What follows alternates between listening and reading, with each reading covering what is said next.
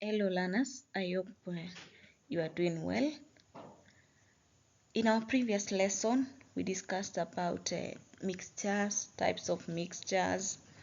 We also said that for you to separate different mixtures, you approach the separation techniques differently because each and every mixture has its own method of separating depending on different properties. So, in our discussion today, we are going to discuss about various separation techniques. And as you can see in our diagram here, I got a magnet, therefore we are going to discuss about magnetism. I got a beaker, let me use it as a beaker or a trough, whereby we have some steam being generated, that is evaporation. We'll also see a diagram on filtration, and if possible, we also talk about distillation. Therefore, before we get to see the diagrams, we can have a discussion on what is filtration, where is it used, and why is it preferably used.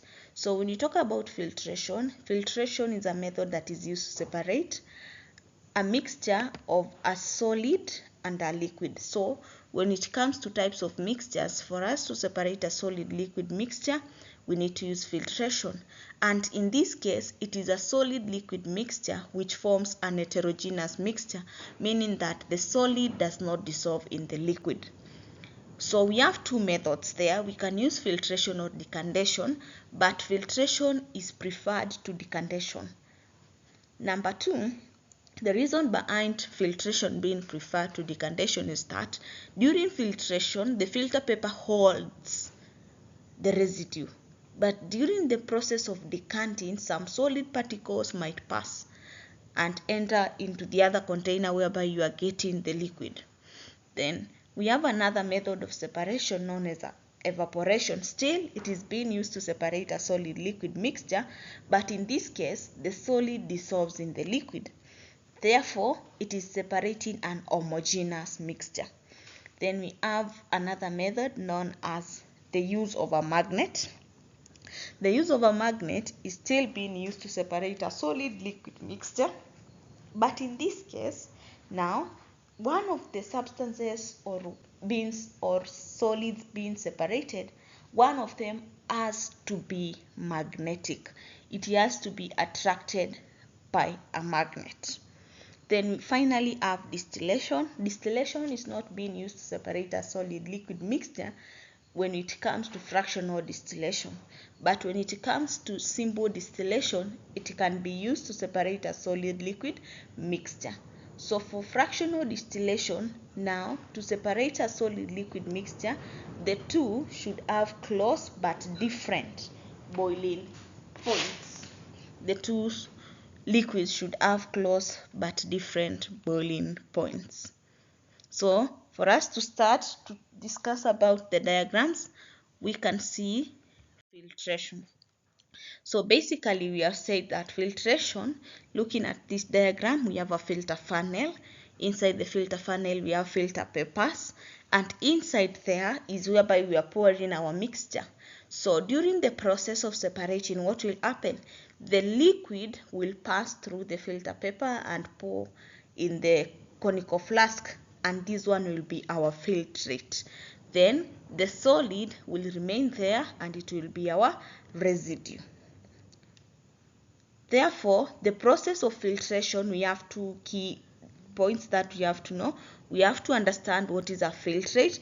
We have to understand what is a residue. So a residue is the solid being left on the filter paper, and the filtrate is the liquid that is entering the conical flask. A good example of a mixture whereby we can separate it using filtration is a mixture of sand and water. Then what normally happens is you pour the mixture through the filter paper in the filter funnel. The sand remains in the filter paper here. Then the water passes through the filter paper and it is collected inside the conical flask or the beaker, depending on the apparatus you are using. Then this one is what we call the filtrate. Now we can talk about evaporation. as a method of separating a solid liquid mixture, and in our case we'll give a real life example about what normally happens to sea water during when we are experiencing high temperature.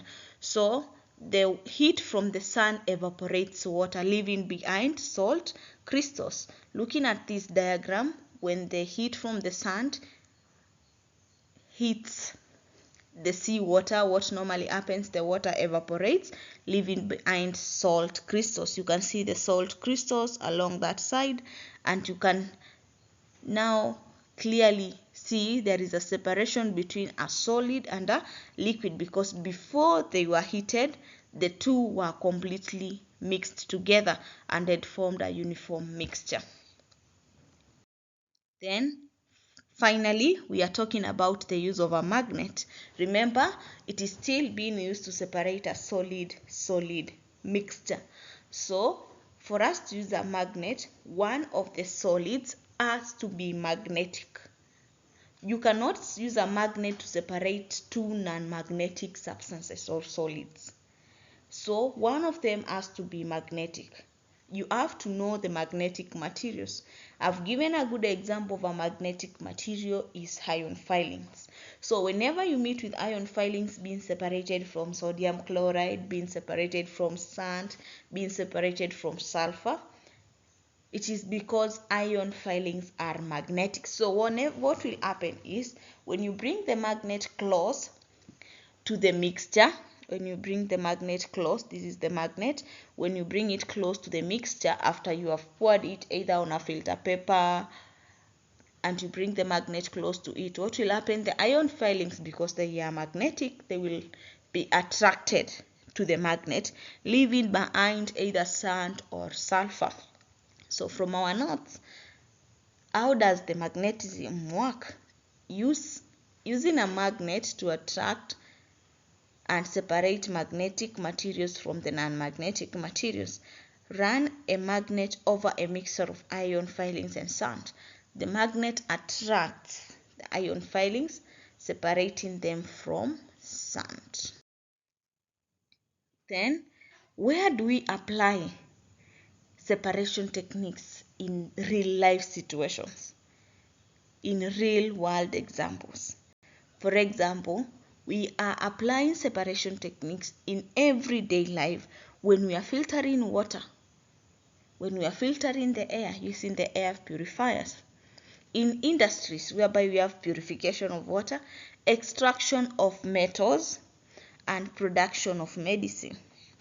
And in our laboratories, when we are doing experiments on separation of chemicals, when we are separating sodium chloride from water, when we are separating iron filings from sulfur, that is where we are applying it in a real life situation. Look at these diagrams. This is in the laboratory whereby students or learners are separating a certain mixture. This is at home when we are doing water filtration at home using the water pump, the small filters.